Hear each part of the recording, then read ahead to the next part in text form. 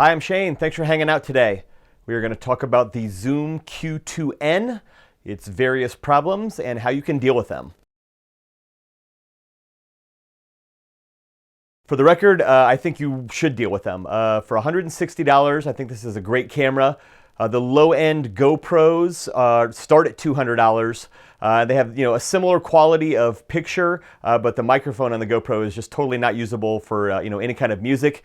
So I think the Q2n is the way to go if you're a musician and you don't need that rugged GoPro housing and frame. You're not doing any action stuff. If it's just stationary recording of music, this is the best camera on the market right now for the price, $160. So while there are a few problems, they're pretty easy to deal with. I'm going to start with what I feel is the big one. Some people don't agree with me because they're not going to be in these lighting situations, but that is the horrible, horrible lens flare you get when you have overhead lighting. Right now I've got the lens cap on. I'm going to take that off. I'm sorry, the lens hood on. So when I take that off, you can see this, this giant rainbow that comes into play. And that is because right above the camera, I have just some household lights and they're shining directly down. It's getting into the lens, causes that lens flare. What I have here is the lens hood that goes with the camera. This, however, does not come with the camera. As of February 2017, the only way you can get this is by buying the accessory pack, which is $50. I have another video where I rant and rave about that. I think it's ridiculous that you have to pay $50 to get this really essential piece. You do get a lot of other stuff in the accessory pack. Some of it useful, some of it not very much so. I did not buy this. I'm going to put it back on. Oop. That's the other thing. It just stays on with friction, so I'm not confident I'm not going to lose this thing. There we go. So I did not buy the lens cap because $50 is ridiculous. I got it sent to me for free because I complained incessantly to their customer service, and the guy sent me one, I think, just to shut me up. So I encourage you, if you already own a Q2n, to get a hold of Zoom customer service and just complain about the fact that it really should be included with the camera, like it is with every professional lens. Always comes with a lens hood. So go ahead and send them an email, and you might get one for free. At the very least, you'll make them aware that that's a problem. All right, the first way that you could deal with this lens flare is with a simple guitar pick. I'm gonna go to my iPhone here. See, it's a regular little guitar pick. The problem here is I'm not exactly sure how to connect it. So it needs to go in this area. I think that if you had some sort of sticky tack, you could stick that right on there. It's very small, unobtrusive. And as we look on the back, lens flare is gone. So if anyone can think of a good way to attach the lens there, I was thinking about tape, but this is the microphone. So if you put any tape here, it's going to interfere with that pickup. The other way to deal with this is a piece of cardboard with some tape. So I'm just going to drape it right over the top of the lens, like so. Tape that to the back.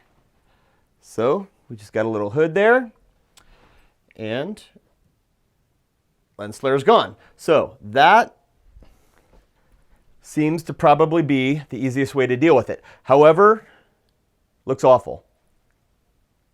I mean, it just looks really amateur. So if you're not worried about that, then you can stop there. If you're worried about how it looks, the lens cap is probably the only way. So if you can convince Zoom to send you one of those, that's going to be your best bet. Okay, problem number two. This is also quite a big problem, but it's pretty easy to deal with, is the battery life. Zoom advertises 2 hours from fresh AA batteries, and that is just not true. Or alternate facts if you prefer that. I've got an hour, maybe a little bit over, with some really high-powered batteries. I've tried the alkalines, the rechargeables, all the different types of AA's you can get, and an hour and 10, 15 minutes is about the longest I've ever got. That's enough for like one set of a band show, but if you have to have $15, $20 worth of batteries at all times, it doesn't really help you out. You're going to be spending quite a lot of money. Something that was suggested by numerous people is to use a USB power bank like you have to recharge your phone on the go. So here's what I got going for that. All right, so I have here just a very cheap USB power bank. I got that at Walmart. I think it was $20.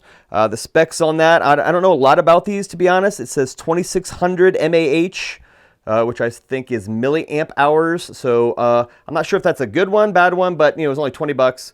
I have attached it right to the tripod here. You're going to want to do that because all that weight on this cord is probably going to break something. So we plug it in. Plug it in there, and we are rolling. So I actually stress tested this last night.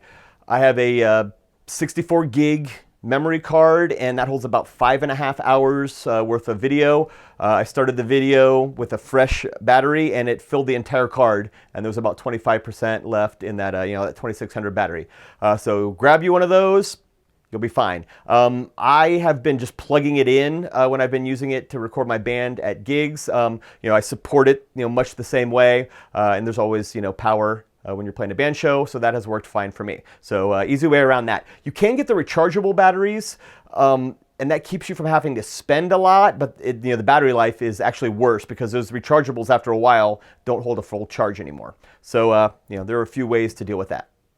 The last problem I noticed with the Q2n, I just had occur to me last night. I've had this thing for a couple months and I've been using the same SanDisk Class 10 memory card.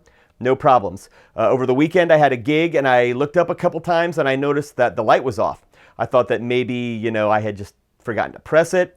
So 2 times in 3 or 4 hours that, it just wasn't recording anymore. When I went to stress test the USB power pack last night, the card wouldn't write properly. It said that the card was too slow, even though it is a Class 10. There's a list on the Zoom website of approved memory cards. There's a SanDisk one on there, Class 10. It's not the exact one I have, so I'm not even going to bother to complain to Zoom about this. They'll just say, you got to pick one of those cards off our approved list. And I can't find one locally. I've got a Walmart in town, I've got Office Max, Office Depot, and I can't find any of the exact cards that are on the list. I, however, just went and bought another random Class 10 one, took a chance. It was 30 bucks. It seems to be working fine. It recorded for 5 hours straight last night, no problem. But I'll flash up a picture of the one I have been using. And this is the one that failed on me. I actually took a video of it failing last night. I can look at that so you can see what's going on there. So it runs for a little bit, and as you can see, I get the the memory card error and it turns off.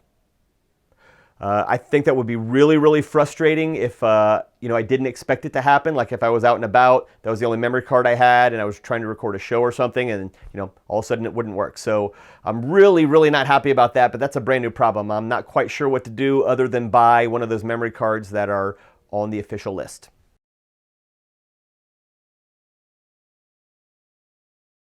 So other than that, the microphones pick up great for this camera for music purposes. I'm using a lapel mic here right now, not through the onboard mics, but I have used it quite a lot. I recorded actually my band over the last couple weekends, so I think I'm going to play a few short clips of that right now. If that's something you're interested in hearing, a drum set in a full band situation, stay tuned. If not, thanks for joining me today. Once again, my name is Shane. Make sure you subscribe to the channel. I do equipment reviews, drum set covers, and lessons. So take care.